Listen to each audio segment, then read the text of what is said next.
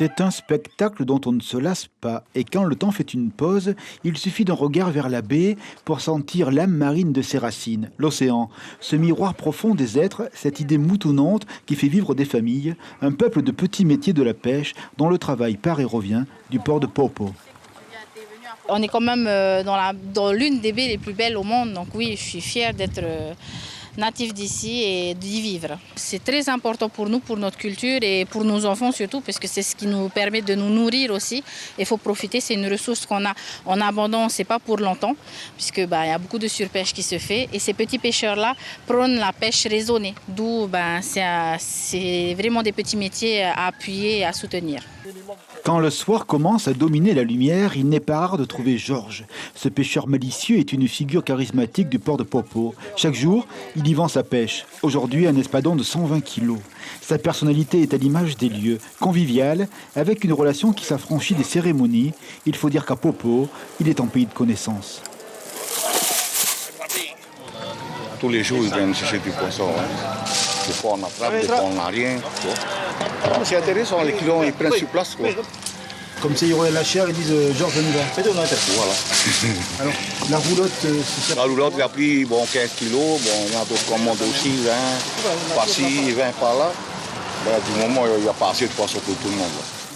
Dans la clientèle, un visage quotidien. Claudine, depuis des décennies, elle fréquente le quai. Avec son mari, elle est l'âme de ce bout de terre inexorablement attiré par la mer. Le poisson, c'est son thème épicurien.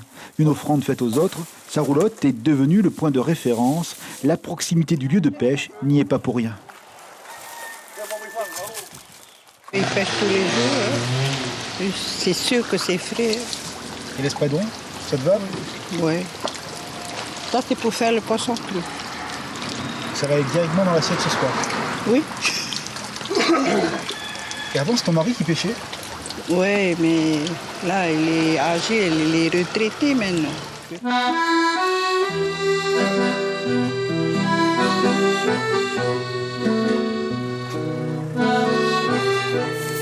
À Popo, dans la nuit, il y a la lumière. Claudine ne s'ennuie pas. Le petit quai, dans la brise marine, est un lieu d'aménité gustative. Touristes de passage ou habitués, la simplicité du cadre et la promesse des saveurs écrivent la douceur nocturne, la pêche à son débouché, sans aucune empreinte carbone. On pêche devant, sur le petit quai. On attaque des petits carons. Un jour, tu as envie éventuellement de reprendre la roulotte ou c'est pas du tout ton projet? Si, je vais continuer. Valoriser le travail des petits métiers afin que la richesse de la mer participe à l'économie locale. Une philosophie partagée. Dans son atelier, Ereiti fait du poisson fumé un vrai succès. La pêche de son mari ou celle des artisans de Popo est travaillée. Il s'agit d'inventer des circuits courts.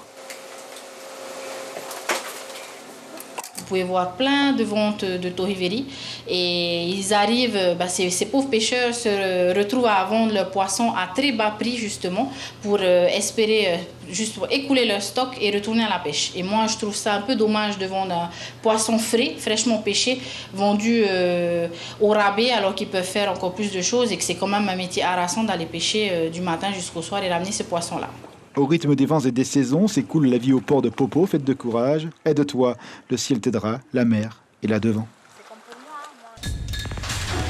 L'information en continu sur Polynésie la première, Internet et réseaux sociaux.